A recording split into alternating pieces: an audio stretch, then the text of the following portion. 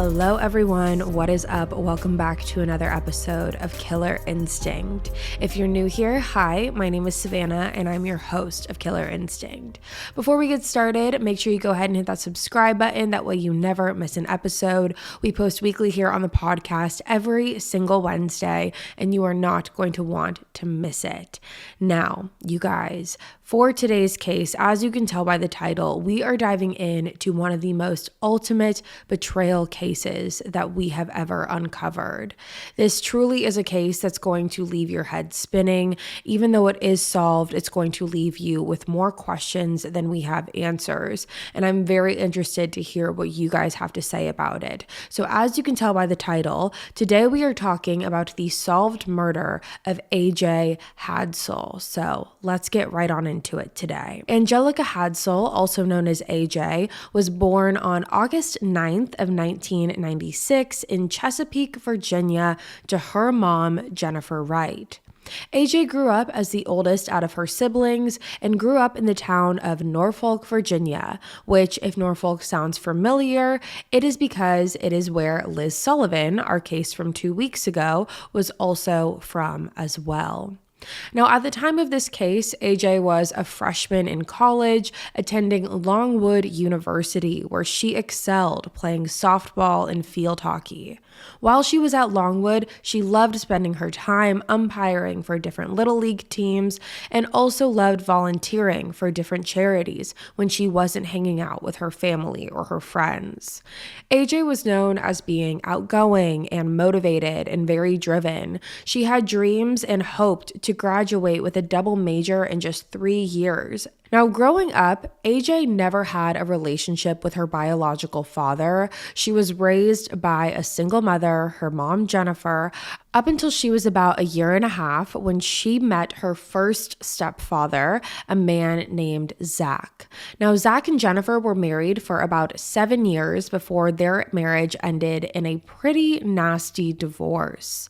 After the divorce, Jennifer went on to meet a new man, a man named Wesley Hadsell. When it came to Wesley and Jennifer's relationship, they definitely were full speed ahead. They ended up getting married just 1 month after meeting each other, and not long after that did Wesley go through the process of legally adopting AJ, hence why they have the same last name. Now, according to AJ's friends, when Wesley legally adopted her, AJ was really excited about this. She was overjoyed, and she finally felt like she was able to have a stable father figure in her life, which was something she felt like she had been lacking for all these years. Now, something else to note about AJ in this time period of her life is that she was also going through the process of breaking up with her long-term boyfriend named Josh Campbell. Now, according to AJ's family and friends, AJ was head over heels in love with Josh and was definitely struggling from the breakup. So as you can imagine, being a freshman in college and trying to navigate that new sense of normalcy alongside going through a pretty massive breakup in her life, AJ was definitely just trying to navigate. She was trying to figure things out. It was definitely a tough transitional period for her. And not only that, AJ was having some trouble at home. Right around the time of her disappearance, AJ learned that her stepdad, Wesley, had been caught abusing hardcore drugs, specifically heroin, and because of this, Jennifer ended up kicking Wesley out of the house, and he went to stay at a nearby hotel. Now, this was very hard for AJ to grasp and come to terms with, and she was very disappointed in Wesley. Again, this was someone that she looked to as a father figure. It was someone that she looked to as a sense of stability for her, and she definitely was disappointed that it appeared that he had just turned her family upside down. So now with this backstory, let's get into where this case really begins, which is on March 2nd of 2015. Now, during this time, AJ was home from college on spring break and she was staying in her family home. However, again, things were a little different because Wesley was no longer at the house. He was staying at a nearby hotel, so it was just AJ, her mom, and her younger siblings. Now, the morning of March 2nd morning really began as any normal morning.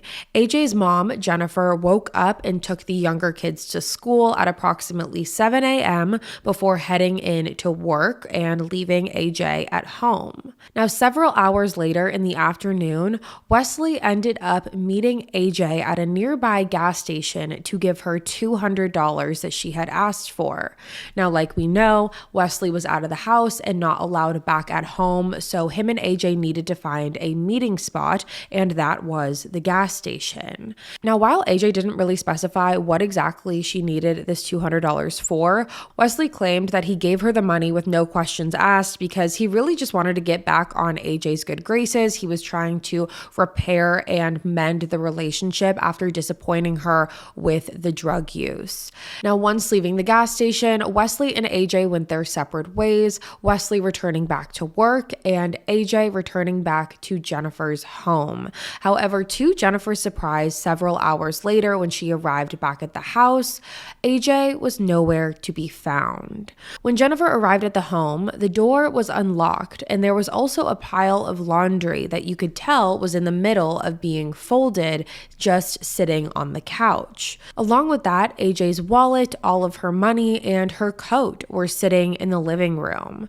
Now, there also was one more thing that Jennifer discovered, and that was a note that was left on the kitchen counter that was seemingly written by AJ. The note said, quote, "Madre, with everything going on, it's just a lot to deal with," end quote. Now, when Jennifer saw this note, she was extremely confused. Jennifer was not one to leave notes behind. She was not one to just up and leave at all. She always would tell someone when she was going somewhere, where she was going, who she was going to be with. So for Jennifer to come home and not see AJ at the house was definitely unsettling, especially alongside having this very cryptic note left behind. Now, it was at this time that Jennifer ended up texting Wesley, asking him if he had heard from AJ. Wesley wrote Jennifer back telling her that the last time that he saw AJ was at the gas station. Wesley at this time began texting AJ's phone, trying to see where she was, because again, Wesley himself also knew that this was very unlike AJ. She would not just up and leave. She would not run away from home, regardless of some of the hardships that she was facing and the adversity that she was going through at the time. She was not one to just up and run away. Now, when Wesley began texting AJ's phone, this is when more worry and confusion began to take place because AJ was responding back very vague and cryptic text messages. According to Wesley, AJ began texting him back saying things like, "I just need some time," or "things aren't like how they used to be." It was very vague responses without telling anyone where she was or who she was with, and that obviously led to more worry and suspicion. Now, because of all of this suspicion, Jennifer immediately called police to file a missing persons report. When detectives arrived to the home, Jennifer showed the detectives the note that AJ had left behind. And while Jennifer claimed that the note did appear to be in AJ's handwriting, she made a point to say that AJ leaving a note behind was very unlike her. She was not one to write a note even saying, going to the store, going to a friend's house. She never left notes behind. Along with that, Jennifer also told police about the cryptic and bizarre text messages that AJ was texting Wesley. Jennifer claimed that even though AJ's phone technically was texting back, the verbiage just did not sound like her. Now, Jennifer went on to explain all of the things that were going on in AJ's life at the time. She explained to them about the breakup she was going through. She talked about Wesley's drug use. She talked about being a freshman in college. And with this information, it probably will not surprise you that the first person that police wanted to speak to was AJ's ex-boyfriend, Josh Campbell. Police brought Josh in for an interview, and when they did so, they were very put off by Josh's demeanor. They claimed that Josh's personality was very nonchalant and that he seemed less than interested to be involved or have any desire to really speak with police about his recent ex-girlfriend's disappearance, which definitely seemed odd to them. Even though Josh and AJ were going through a breakup, police expected him to be a little bit more concerned. However, that was not being shown whatsoever. But regardless, Josh was really not giving police anything to work with, and he claimed that he had nothing to do with AJ's disappearance. So ultimately, they had to let him go and move on in their investigation. Now, weirdly enough, just several days after AJ went missing and after this interview with Josh, there was a different ex-boyfriend of AJ's named Corey who was walking home from work one day when, weirdly enough, he spotted a credit card on the side of the road. And when he turned over the credit card, he was confused to see that the card belonged to AJ. As you guys know, the holidays are quickly closing in on us, but just before they end, make sure that you add Stamps.com to your holiday wish list this year. Stamps.com has been helping businesses like yours save time and money during the holiday rush for 25 years with easy access to USPS and UPS services and premium rates for all of your postage needs. The holidays are hard enough, but you can make things easier than ever with Stamps.com. With Stamps.com, all you need is a computer and a printer. They even send you a free scale, so you'll have everything you need to get started. And if you sell products online, Stamps.com seamlessly connects with every major marketplace and shopping cart. For 25 years, Stamps.com has been indispensable for over 1 million businesses. So get access to the USPS and UPS services you need right from your computer anytime, day or night. There's no lines, no traffic, and no waiting. So give your business the gift of Stamps.com this year so your mailing and shipping is covered this holiday season. Sign up with promo code KILLER for a special offer that includes a 4-week trial, plus free postage and a free digital scale. No long-term commitments or contracts. Just go to Stamps.com, click the microphone at the top of the page, and enter code KILLER. Now, because Norfolk is a small community, at this point, Corey was made aware of the fact that AJ was missing. So he reported this card and gave it in to police, and they collected it as evidence. Now, when Jennifer and Wesley got word about Corey discovering AJ's credit card, they definitely pressed police and wanted them to look into Corey because it seemed a little too coincidental that an ex-boyfriend of AJ's would discover her credit card after she went missing. However, even Corey claimed when he gave the card to police that he hadn't seen AJ in months prior to her disappearance, and that even though they were exes, they were still friends. They ran in the same friend group, they were still in the same circle, so it wasn't like they had a bad breakup or any animosity towards each other. They still considered each other to be friends. However, Corey claimed that he hadn't seen AJ in months. Now, alongside of all of this, everyone in the community really came together to look for AJ. There were search parties being held with all of her friends and others in the community. There were balloon releases in her honor. And while Jennifer was definitely handling things more behind the scenes in the investigation, meaning she was very one-on-one with the investigators and the detectives, it was definitely Wesley who was leading the charge in regards to the media. He was the one calling the news stations, letting them know when they were going to have search parties, where these search parties were going to take place. And he was very, very open to talking to anyone who would really listen, quite frankly, and doing interviews, talking to the press. He definitely wasn't shy towards the cameras in any way. So now we're about a week into the investigation, and this is when things really begin to change. About a week into the investigation, police receive a call from a friend of AJ's whose name is Andre. Now, like I mentioned, AJ really had a tight-knit group of friends, and Andre was a part of that friend group. Now, another person who was a part of that friend group, as I just mentioned, was Corey, AJ's ex-boyfriend. Now, when Andre called authorities, he told them that he had recently been over to Corey's house and found none other than AJ's jacket at Corey's house. Now, the importance of this jacket was because this is what Wesley claimed to be the last thing that he remembers seeing AJ wearing the day that she went missing. This was the jacket that Wesley said AJ was wearing when he met her at the gas station. And now Andre is telling police that this same jacket was found in Corey's living room.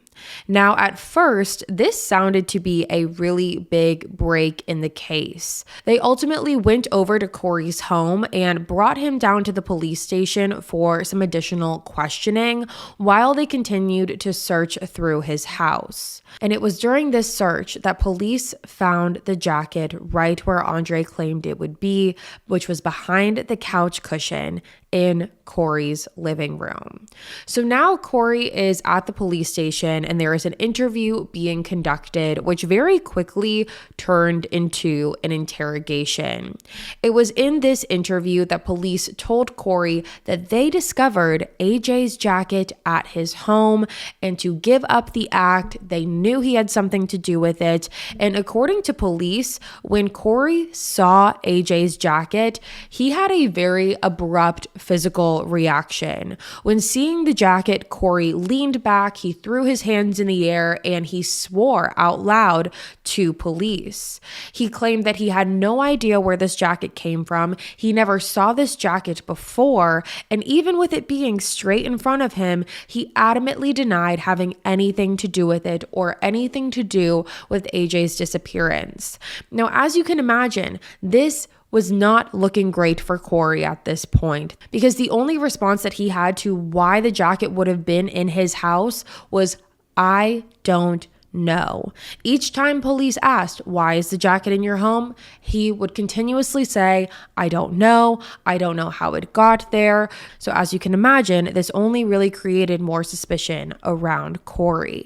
Now, even though police did have this jacket and they found it in Corey's home, they really had no other evidence to go off of except this jacket. They had no other evidence to prove that Corey and AJ were ever together, that they ever met up. And so ultimately, they had to let him go. They could not hold Corey. Now, Wesley, AJ's stepdad, when he heard that police let Corey go, he was not happy with this decision in the slightest. Wesley actually responded to this by parking outside of Corey's house after Corey returned home and stood outside all night with an air horn that he continuously sounded off. Wesley even went as far as ordering a pizza and asked the pizza restaurant to write "I know what you did" in the pizza box and deliver it to Corey's home.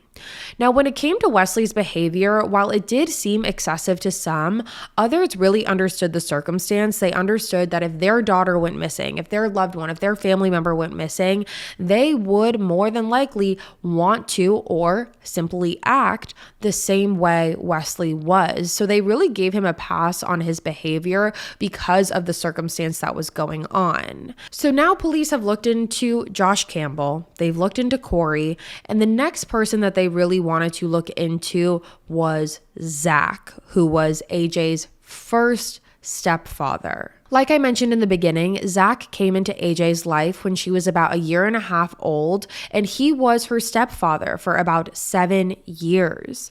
Zach claimed that when AJ was around 2 years old, she started calling him dad, and Zach considered AJ to be his daughter. Now, after Jennifer and Zach got married, they did have 2 more children together, which is what made AJ the eldest child, and AJ was super excited about being an older sibling, and she was an incredible big sister.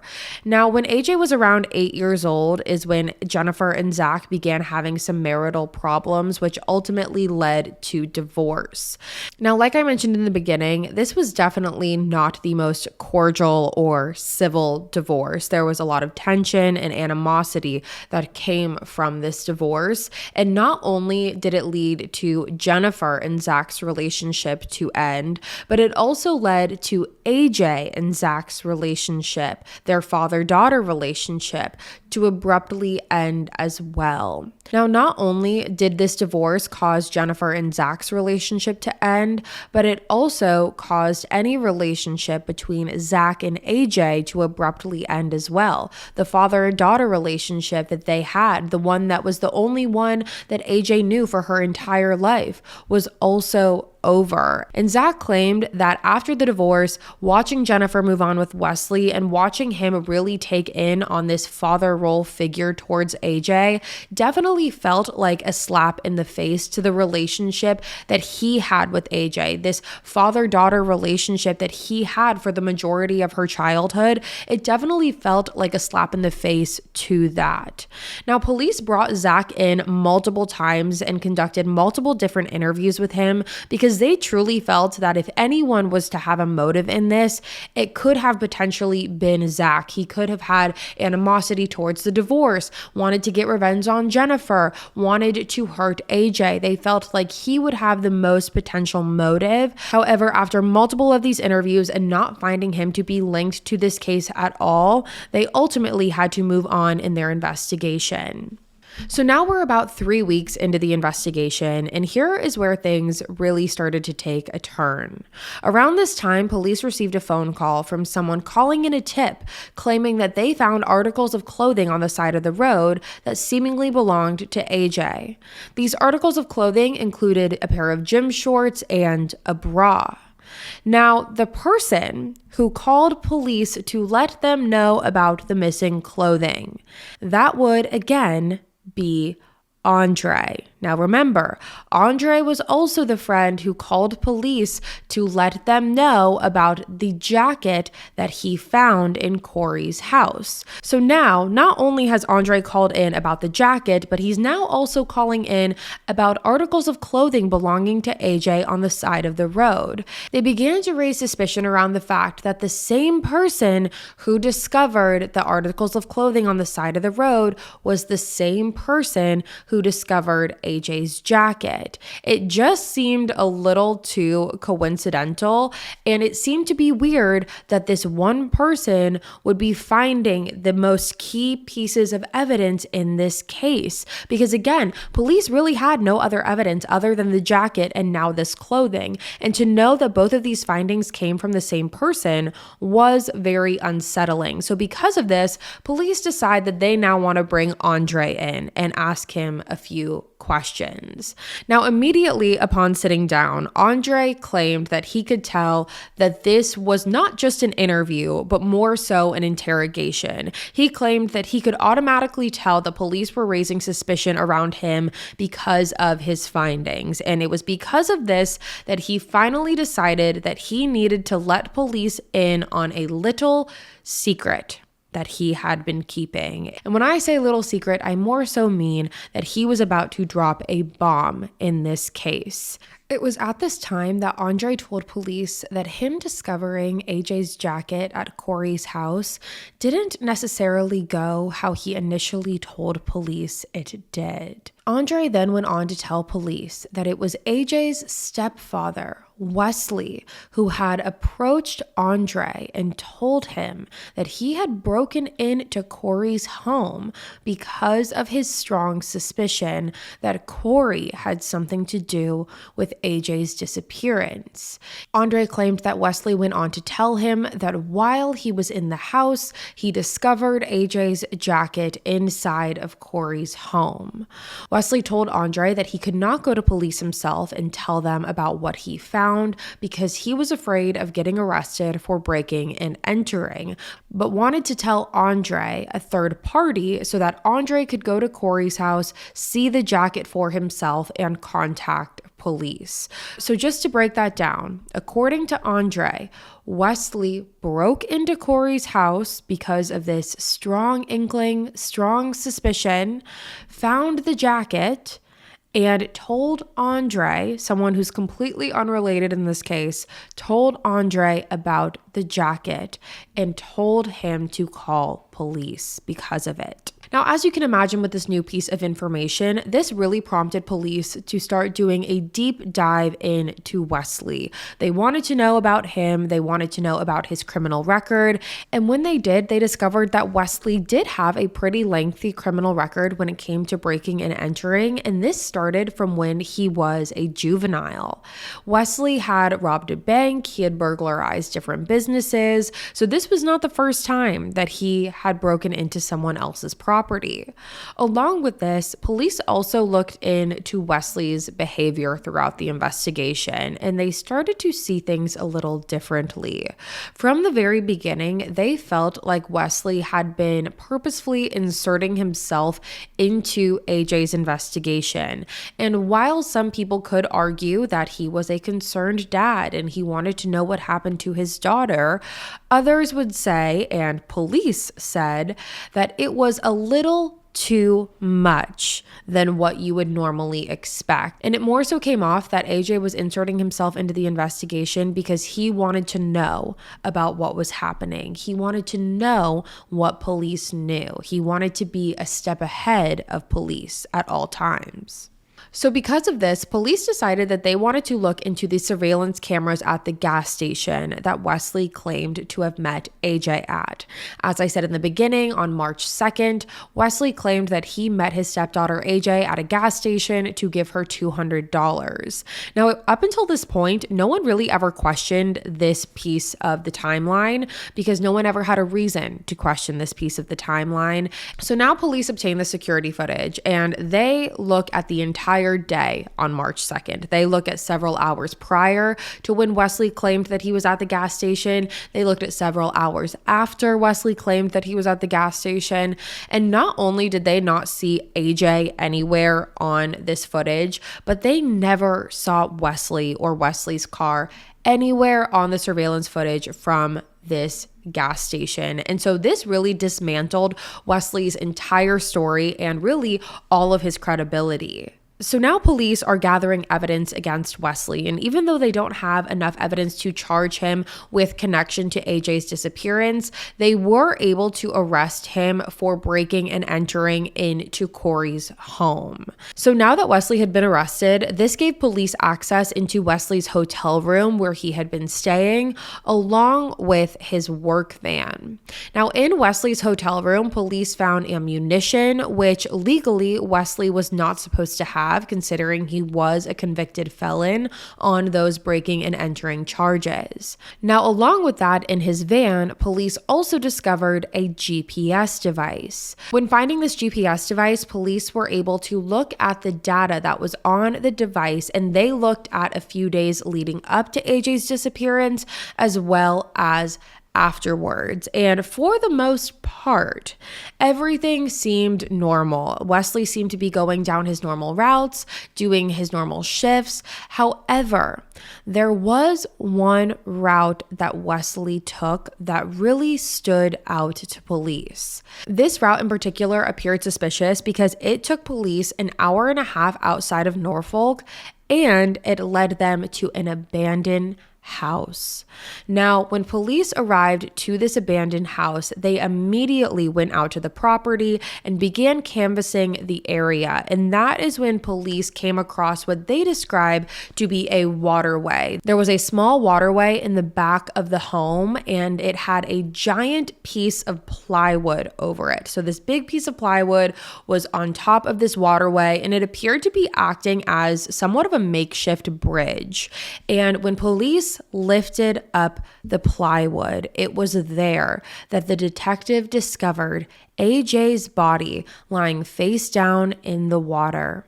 At the time that her body had been discovered, AJ had been missing for 5 weeks. So because of this, and because of the conditions that she endured being outside and in water, her body was badly decomposed. When looking at AJ's body, her pants had been pulled down to her knees, which indicated to police a possible sign of sexual assault.